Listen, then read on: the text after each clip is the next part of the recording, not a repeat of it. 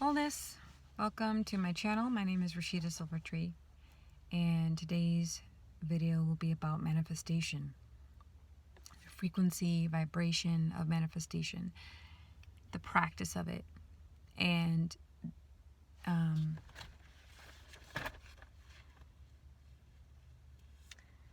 want to talk about how manifestation, or the law of manifestation, can induce suffering.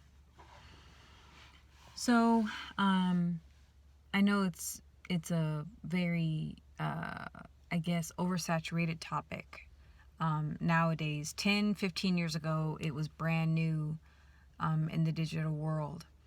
This is way back before Facebook was even a thing, before I think MySpace was on its way out. This is the year 2008. I came across the book called The Secret, written by Rhonda Rhimes. Rhonda Rhimes was, I believe, an entrepreneur. She's based in Australia, and she wrote the book The Secret, and this law of attraction, law of manifestation.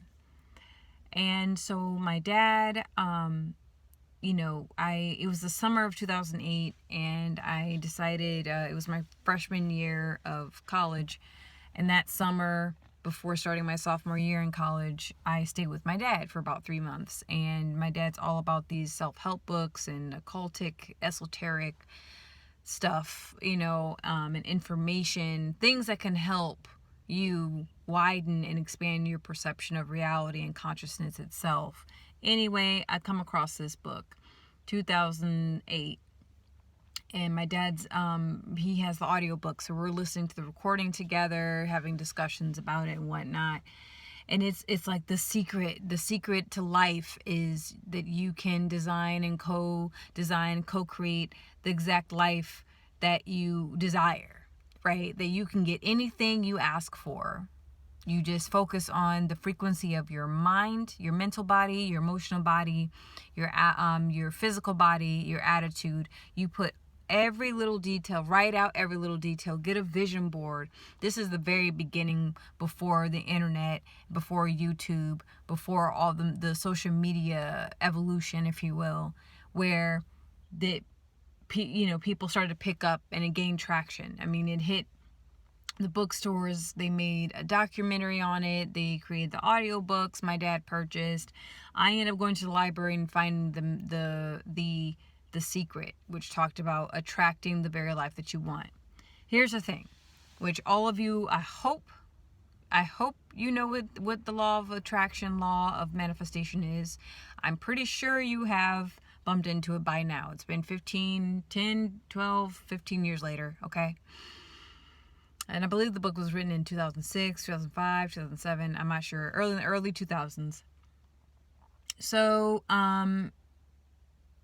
as much as I can sit here and tell you and want to share with you the magical, mystical part of practicing manifestation, there are some pitfalls. And the reason why I want to bring up how manifestation, or manifesting the life that you think you desire, or that you think that you want, or you need, can induce suffering. It's important that I share this. So about 7 years ago, I had a massive spiritual awakening, as we will always have multiple spiritual awakenings throughout our lifetime. Okay, it's not just one big moment; it's several big moments. I think that one can experience. But I had one of those in the spring of 2016, and it shifted the trajectory of my life. Everything pretty much flipped upside down. Everything, everyone, how I related to the world. I've always been kind of an oddball. I always would condone myself as a spiritual person. But with this, with the spiritual awakening, I came across a group of people that were knee deep into the whole manifesting your reality, manifesting your dreams. You want to become a millionaire? You are a millionaire. You want to build your own house and have your own mansion? You can have your own mansion. You want to be an entrepreneur or run a successful business? You can run become an entrepreneur and run your own business. And if people don't agree with that, that's their problem. That's their reality that they're manifesting. Okay, so I caught wind of it. I jumped on the current. I jumped in. All right, I was cruising down the river of manifestation, and and all very specific practices that you do. It's a form of magic, if you will. I mean, there's specific practices, and I can share that if you're curious. But I made a huge move out west to a southwestern state, and I dove deep in my own spiritual practices to learn myself, to learn my voice. But through this, I learned how to create my reality. So anything I desired, whether it was a job, a type of relationship, an experience I wanted to have or to create for another person, I focused on that. Made a dream or a vision board, all that good stuff. And lo and behold, I got exactly what I asked for. It is a very powerful practice that should I'm going to say this. Anytime that there's something that's shared to the masses, look at this new technique. Look at this new technique of prayer or religion or book or way of viewing something or being something or doing something. You have to be your own advocate, and you have to do your own personal research, because 9 chances out of 10, they're selling you something to sell you more stuff. Okay. This lady, God bless her. She put this book out and to shift and change the world. And it did to a certain extent. And let me say, nothing's new under the sun. Okay. Manifesting the secret, the manifestation and gratitude and all this other stuff, is, there's nothing new. All right. It's just regurgitated through a different perspective so that people and people who can relate to it pick it up. But how can manifesting induce more suffering?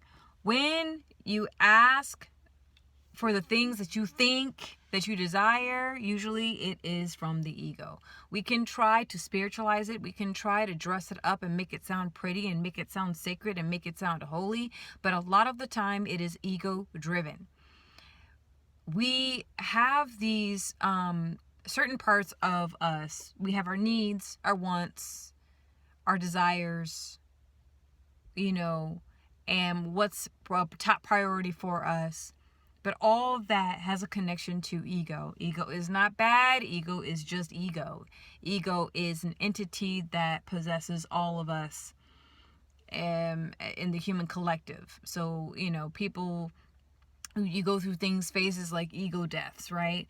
Well, when you're practicing manifestation, ego is it's very tricky, because you're thinking, oh, I'm bringing in something good for me.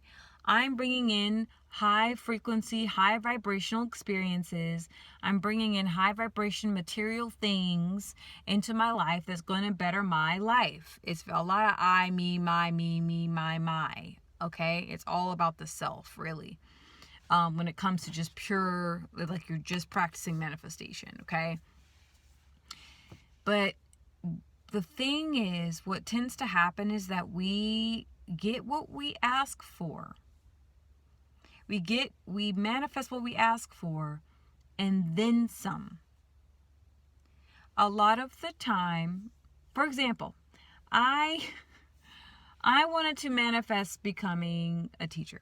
Okay, I always wanted to. I love working with people. I'm at this point in my life. I'm not one of those like anti people. I don't want you around me. No, I'm in it. Okay, I love human beings. I love humanity. Have I met evil? Yes, I have. Have I met loving people? Yes, I have. Have I met lost people? Yes, I have. Have I met angelic people? Yes, I have. Have I met demonic people? Yes, I have. I've met many different kinds of beings that call themselves human. Okay. But I asked for this one particular job and teaching job, and to live in this specific place, in this specific apartment. And I got every single thing that I asked for. And the more descriptive I was in the asking, the more everything that it was like a movie. Like it was like an unfolding. And I was like, wow, I was shooketh, really. I was like, this really works. This is amazing, you know? But I had no clue how intense that experience would be. I had no idea what I was getting myself into. When we ask for what we desire, and we don't include gratitude, we don't include forgiveness, we don't include prosperity, we don't include abundance, we don't include grace, we don't include the highest form of love, we don't include acts of service, we don't include perfect health. When we leave those types of emotions out of the asking, and we're just truly objectifying what we want, you're gonna be in for a rude awakening. Okay? Not to say that it's gonna be all doom and gloom. It's to say it's like a fast track of facing your karma, if you will. You're telling the universe, I know what's best for me. I don't need your help. I know what I want. The universe says, okay, then that is what you shall receive. And so you receive it, and it pulls these types of experiences, almost like getting a mansion. Like, I want a mansion. I want a 15-bedroom home. Okay? Right? With a big yard and all this. So you get that home. But then you're alone. You pipes burst, okay? Weeds grow. There's a hole in the roof. You didn't foresee that you would need all that additional help. And what happened with this teaching job that I was so grateful to have, and it taught me a lot, but it induced a lot of inflammation in my body, a lot of pain, a lot of health issues, particularly with my throat. I developed chronic laryngitis. Chronic laryngitis meaning inflammation of the larynx for overuse of the voice. Now, I'm a trained classical singer. Okay, it's not a death sentence, but it's not good to continuously put that much strain on your voice. I didn't know how to properly project my voice in a healthy way without causing harm to it, to a room full of kids 5 times a week for 8 hours. Okay? Or not, I learned more about myself in those 2 years, because if anything, I wanted something stable. I wanted a stable job, and I wanted to do something I enjoyed, and I wanted to be around people. And that teaching opportunity just popped right on up, because I was ready to leave where I was at that time. So, but it's just, you have to be very mindful, because you can cause more suffering into your life and meet the broken parts of you into your life. When you leave out other high frequency emotions or frequency ways of being, you got to be very careful, especially if it's super materialistic, like something like more money, something like more of this, more of that. I want a car, I want this, I want this, I want that. All those things are going to come to you with all the lessons that you need to experience when you have those things, or when you have that someone. I want to meet the person, the love of my life. Okay, you meet the love of your life, but your other person is a whole walking, talking universe, multiverse, interdimensional being having a human experience just like you.